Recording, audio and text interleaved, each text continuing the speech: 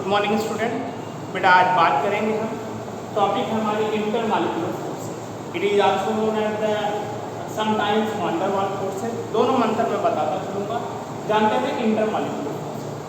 ध्यान रखें, मॉलिक्यूल्स के बीच लगने वाले अट्रैक्टिव या रिपल्सिव फोर्स को हम इंटरमॉलिक्यूलर फोर्स कहते हैं। तो ध्यान रखिएगा, फिर से सुने, द फोर्सेज या डेफिनेशन में जाए, the forces of attraction or repulsion existing between the molecules of a substance are called intermolecular forces। Simple सी बात है, किसी भी मॉलिक्यूल्स के सब्सटेंस के, ध्यान रखिए, किसी भी सब्सटेंस के मॉलिक्यूल्स के बीच लगने वाला अट्रैक्टिव और रिपल्सिव फोर्स जो होता है वो कहलाता है इंटरमॉलिक्यूलर फोर्स। इंटर मतलब देखिए नेम से ही, इंटर मतलब अंदर, मॉलिक्यूल्स मतलब मॉलिक्यूल्स के जो मॉलिक्यूल्स के आपस में अटैच होते हैं उनके बीच लगने वाला फोर्स ऑफ अट्रैक्शन हो या फोर्स ऑफ रिपल्सन हो, इसी को हम कहते हैं इंटरमॉलिक्यूलर फोर्स। ध्यान रखें बेटा, कुछ चीजें आप जानते रहिए, कुछ इंपॉर्टेंट, ये इसे वैन डर वाल्स फोर्सेस भी कुछ ऐसे इंटरमॉलिक्यूलर फोर्स हैं जिसे वैन डर वाल्स फोर्स कहते हैं। ये डच साइंटिस्ट हैं, ये डच साइंटिस्ट आपके थे, क्या नाम था? J D van der Waals. इनका नाम था जेडी वैन डर वाल्स। ध्यान रखें, जेडी वैन डर वाल्स इनका नाम था। ये ध्यान रखें, Dutch scientist J D van der Waals ने ही ऐसे फोर्सेस की खोज की थी जिसकी वजह से ऐसे फोर्सेस को वैन डर वाल्स फोर्सेस भी कहते हैं। अब ध्यान रखिएगा, ये कुछ पॉइंट्स आप जानते रहिएगा। इंटरमॉलिक्यूलर फोर्सेस, इंटरमॉलिक्यूलर फोर्सेस जो होते हैं, मॉलिक्यूलर फोर्स अनलाइक चार्ज के बीच ये वर्क करता है। ध्यान रखिएगा, अनलाइक मतलब चार्ज के ही बीच इंटरमॉलिक्यूलर फोर्स वर्क करेगा। इज डायरेक्टली प्रोपोर्शनल टू, ध्यान रखिएगा, directly proportional to molecular weight. जितना अधिक मॉलिक्यूलर वेट होगा इंटरमॉलिक्यूलर फोर्स उतनी ही अधिक होंगे। It is also means intermolecular force, intermolecular forces is also directly proportional to the atomic weight। atomic weight ये भी directly proportional होंगे।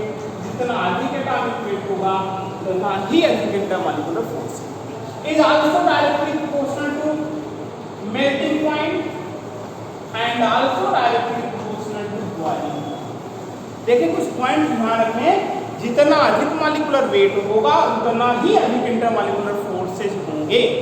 जितना अधिक एटॉमिक वेट होगा उतना ही अधिक इंटरमॉलिक्यूलर फोर्स होगा। मेल्टिंग पॉइंट और बॉइलिंग पॉइंट जितना अधिक होगा उतना ही अधिक इंटरमॉलिक्यूलर फोर्सेस होंगे। ये तो पॉइंट्स ध्यान रखेंगे आप जानते हैं। और ये भी ध्यान रखिएगा, इंटरमॉलिक्यूलर फोर्सेस की जब भी बात की जाए स्टूडेंट, ध्यान रखिएगा, does not include the forces between oppositely charge and means ionic bond. ऐसे फोर्स जो आयनिक बॉन्ड और आपका कोवैलेंट बॉन्ड, ध्यान रखें, आयनिक बॉन्ड हो किसी मॉलिक्यूल्स के बीच और दूसरे मॉलिक्यूल्स कोवैलेंट बॉन्ड के थ्रू आपस में अटैच हों तो उनके बीच आपका intermolecular force of attraction work नहीं करता है।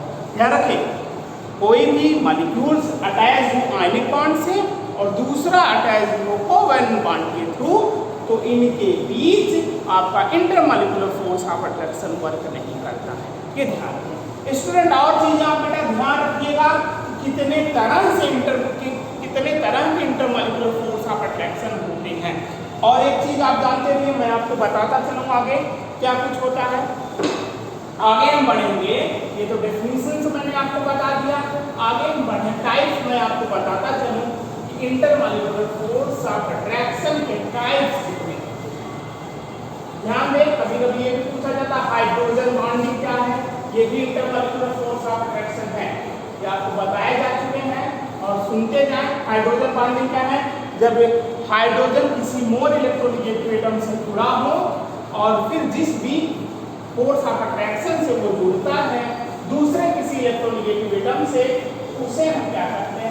Hydrogen bonding. आगे भी 1 by 1 बेटा बताया जाएगा। यहाँ अगर हम बात करें types of intermolecular forces, types of intermolecular force, intermolecular force. देखें, फर्स्ट आता है dipole dipole interaction, dipole dipole interaction. Second है आपका dipole induced dipole, induced dipole interaction. Third आपका है induced dipole, induced dipole, induced dipole,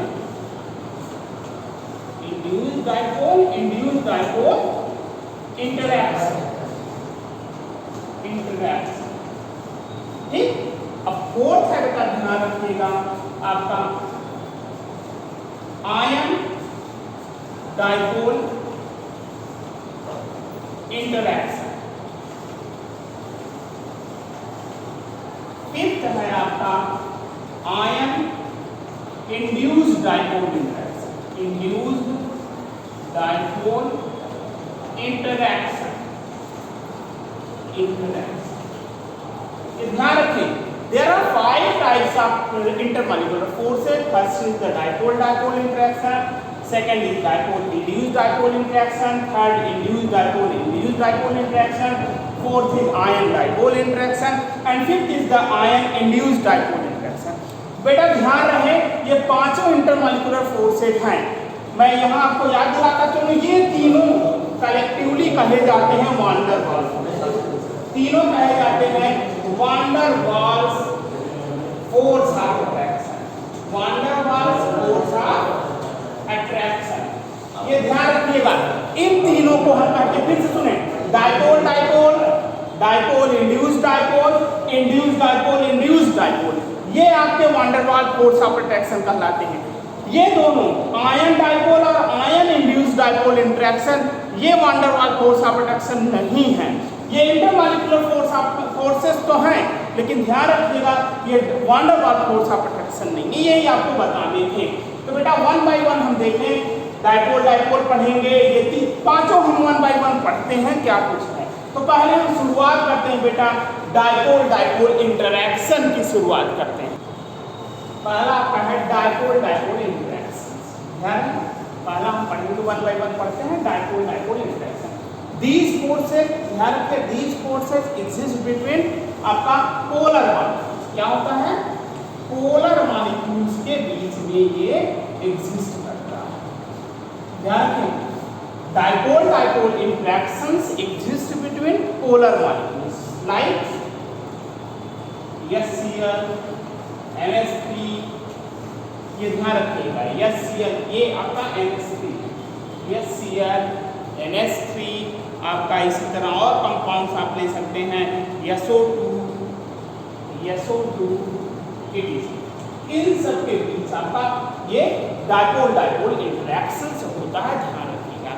अगर बात किया जाए तो ये रिप्रेजेंट कैसे किया जाता है, ध्यान रखें, सिंपल सा, ये पोलर मॉलिक्यूल्स हम ले लें, दूसरा पोलर मॉलिक्यूल्स, यहाँ पे एक तरफ पार्शियली पॉजिटिव साइड, दूसरी तरफ पार्शियली नेगेटिव, यहाँ पे पार्शियली पॉजिटिव और पार्शियली नेगेटिव, इनके बीच जो फोर्सेज लगेंगे वो ध्यान रखिएगा, वो फोर्स ऑफ अट्रैक्शन क्या होगा, डाइपोल डाइपोल। एग्जांपल ले लीजिए, मान लीजिए आपने यहाँ पे क्या लिया, HCl ले लिया है, ध्यान रखिएगा, HCl आपने ले लिया है, देखें यहाँ पे Cl ले लिया, फिर यहाँ पे H और Cl, ये partially positive, partially negative, partially positive, partially, इनके बीच जो इंटरेक्शन होगा ये आपका कहलाता है डाइपोल डाइपोल इंटरेक्शन। फिर से सुने, these forces are exist between polar molecules, इस तरह के मॉलिक्यूल्स में ये एग्जिस्ट करेगा।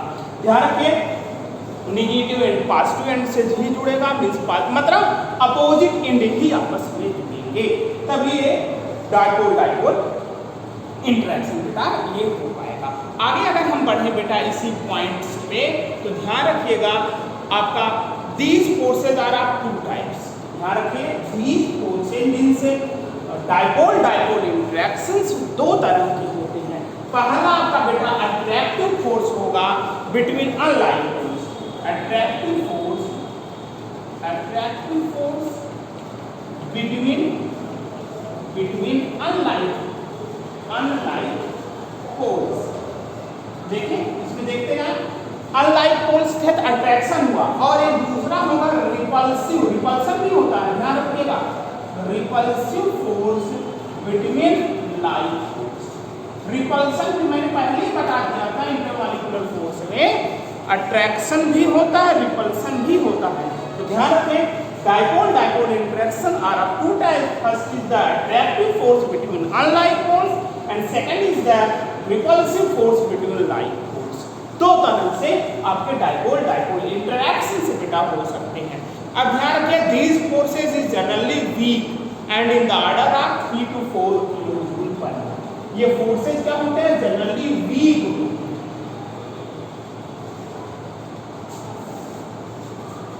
डाइपोल जो होते हैं ये वीक फोर्स होता है, ये ध्यान रखिएगा आपका डाइपोल इंटरेक्शन। अगर पूछा जाए व्हाट इज द ऑर्डर, आप इनके क्या होते हैं, फोर्स का किस ऑर्डर में होते हैं, इनका क्या होगा 3 to 4 किलो जूल पर मोल।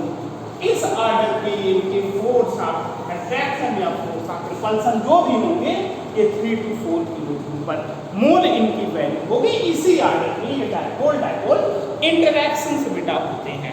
तो कहने का मतलब क्या है, greater the dipole moment stronger are the dipole interaction. ध्यान रखिए, ग्रेटर द डाइपोल मोमेंट की वैल्यू जितनी अधिक होगी उतना ही अधिक डाइपोल इंटरेक्शन होगा।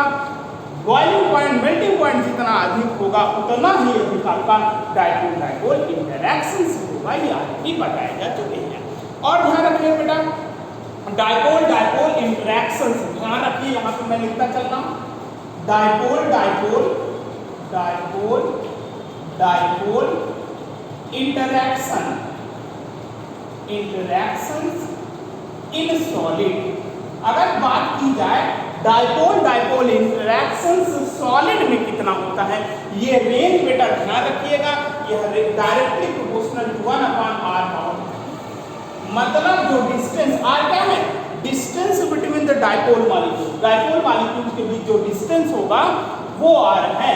तो सॉलिड के केस में ये क्या होता है, डायरेक्टली प्रोपोर्शनल टू 1/r3, या ऐसे कह सकते हैं इनवर्सली प्रोपोर्शनल टू r⁻3। ये सॉलिड के केस में है। लेकिन ध्यान रखिए बेटा, dipole interaction bye rotating molecules. अगर रोटेटिंग मॉलिक्यूल की बात की जाए, फॉर रोटेटिंग मॉलिक्यूल, अगर मॉलिक्यूल रोटेट कर रहा है is directly proportional to 1/r⁶।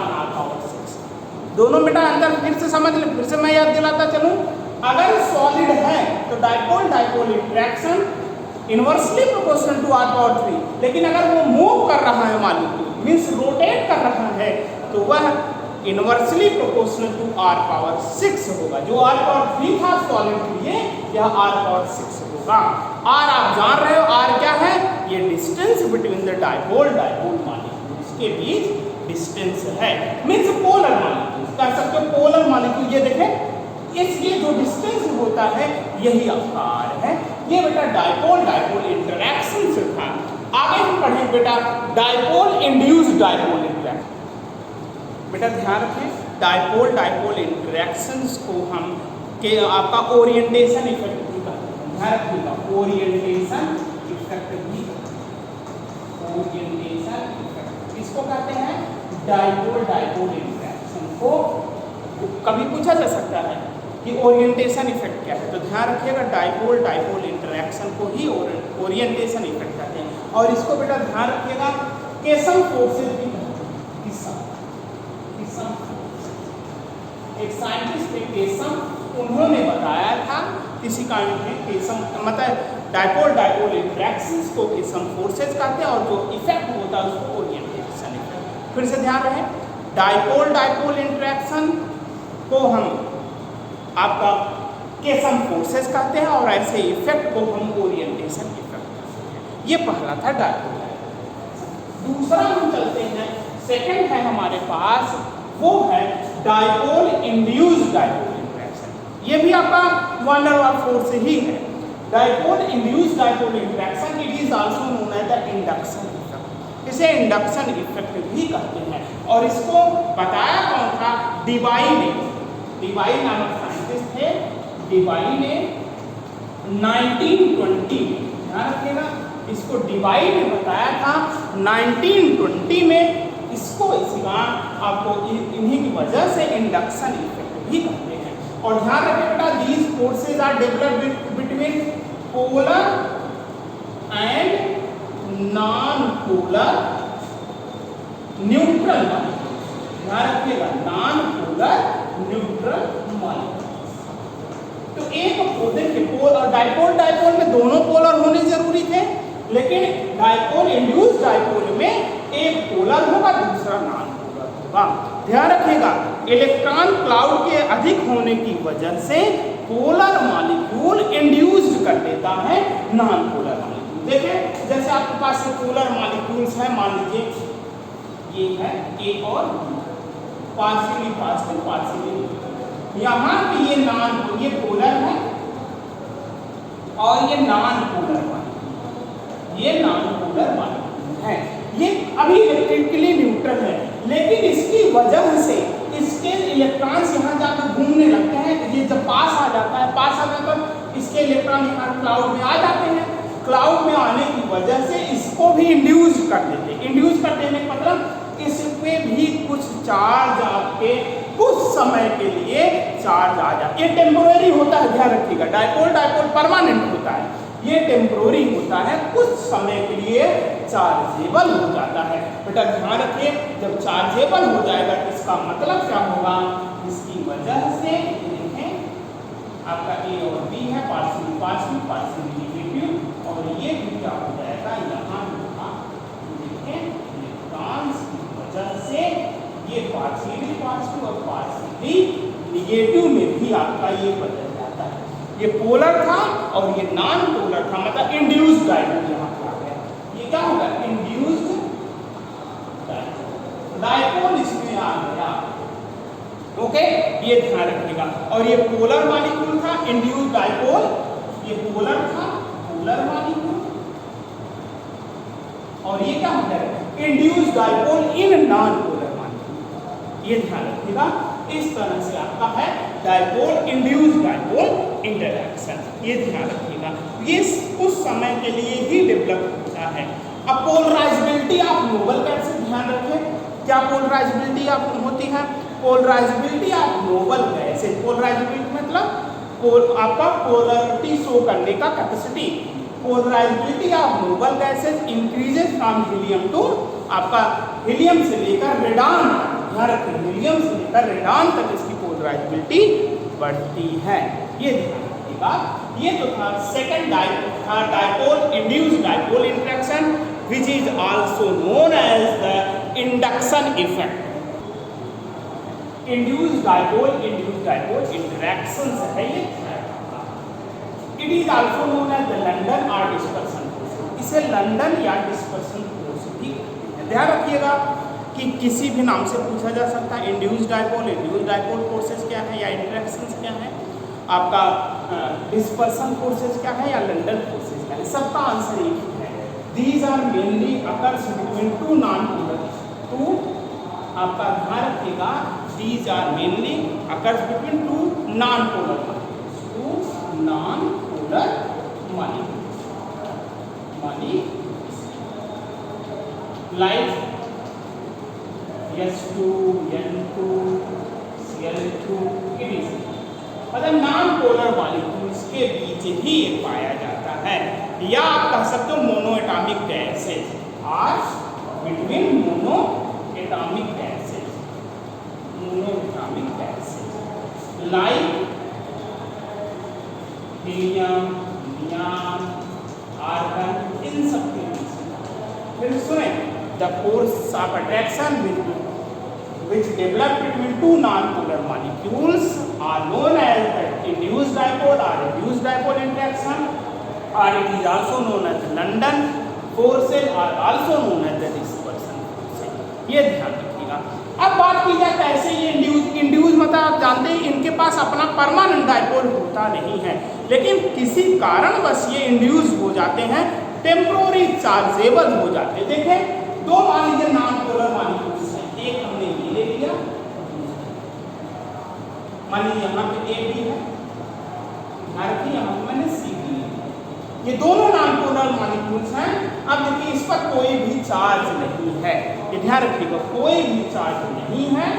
अब क्या है, फॉर सम एक्सटेंट दोनों आपस में पास आए, पास आने पे एनी हाउ इन पर क्या हुआ, चार्ज इंड्यूस्ड हो गया, कुछ समय के लिए चार्जेबल हो गए, इलेक्ट्रॉन क्लाउड की वजह से चार्जेबल हो रहे हैं। तो क्या हो जाएगा, इनका शेप जो होगा वो डिस्टार्टेड हो जाएगा। डिस्टार्टेड मतलब क्या होगा, अपोजिटली चार्ज आयन आप अपनी तरफ क्या हो जाएंगे, चाहे अट्रैक्ट कर लें चाहे रिपल कर दें। देखें ये इस तरह का शेप था, ये शेप बेटा ध्यान रखेंगे, ये शेप कुछ न कुछ क्या हो जाएगा, डिस्टार्टेड हो जाएगा, ये ध्यान रखिएगा, ये शेप जो है वो डिस्टार्टेड हो गया। डिस्टार्टेड मतलब ये क्या हुआ, जैसा शेप था ये इलेक्ट्रॉन क्लाउड की वजह से अट्रैक्शन और रिपल्सन होने लगता है। तो मींस क्या हुआ, ये पार्शियली पॉजिटिव हो गया, ये पार्शियली नेगेटिव, पार्शियली नेगेटिव। तो ये सम मोमेंट के लिए इंड्यूस्ड हो गए, किसकी वजह से, आपस में पास में आए और इलेक्ट्रॉन क्लाउड की वजह से ये क्या हो, चार्जेबल हो गए। ऐसे फोर्सेस को ही इंड्यूस्ड डायपोल इंटरैक्शंस या लंडन फोर्स या डिस्पर्सन फोर्स कहते हैं। एक चीज बेटा और जानते रहिएगा, इनका जो लंडन फोर्स का रेंज जो होता है यह होता है 1 to 10 किलो जूल पर मोल, 1 से 10 किलो जूल पर मोल इसका रेंज होता है। और एक चीज जानते रहिएगा कि वांडर वाल फोर्सेज में सबसे वीक फोर्स होता है London force. London force is the weakest force of wander वाल फोर्स। तो ध्यान रखिएगा, पूछा जा सकता है वांडर वाल फोर्सेज में सबसे कमजोर, सबसे वीकेस्ट फोर्स ऑफ अट्रैक्शन कौन सा है, आप बताएंगे। लंडन फोर्सेज जो है वांडर वाल फोर्स ऑफ अट्रैक्शन में सबसे वीकेस्ट है, ये ध्यान रखिएगा स्टूडेंट। आगे बेटा अगर बात किया जाए तो अट्रैक्टिव फोर्स जो होते हैं, लंडन फोर्स जो होता है, लंडन फोर्स यहाँ मैं लिख दे रहा हूँ, यहाँ पे लंडन फोर्स जो होता है ये इनवर्सली प्रोपोर्शनल टू 1 मतलब इनवर्सली प्रोपोर्शनल टू r⁻⁶। जो इनके पोलर मालिक मतलब जो नॉन पोलर मालिक्यूल्स के बीच डिस्टेंस होगा उसके पावर के मतलब उसके पावर 6 का इनवर्सली प्रोपोर्शनल होता है ये वांडर वाल फोर्स। ये आप जानते रहिए बेटा, ये सब लंडन फोर्स की बातें थी। अब ये भी जानते रहिएगा कि जिस तरह से ये आपको मैंने क्या बताया, तीनों फोर्सेस बता दिए कौन कौन से, dipole attraction, dipole dipole interaction, दूसरा बताया डायपोल इंड्यूस्ड डायपोल इंटरेक्शन, तीसरा बताया इंड्यूस्ड डायपोल इंटरेक्शन। ये तीनों टाइप हैं, ध्यान रखिएगा स्टूडेंट, ये वांडर वाल फोर्स ऑफ अट्रैक्शन के टाइप हैं। बाकी दो और बचते हैं जो इंटरमॉलिक्यूलर फोर्सेस तो हैं, लेकिन वो वांडर वाल फोर्स ऑफ अट्रैक्शन नहीं है। वो मैं आपको अगले वीडियो में आपको बताऊंगा। यहाँ तक आप फिर रिवाइज करते रहें, कोई दिक्कत हो पूछते रहें। ओके, आज बस इतना ही, बाकी अगले video. Thank you very much.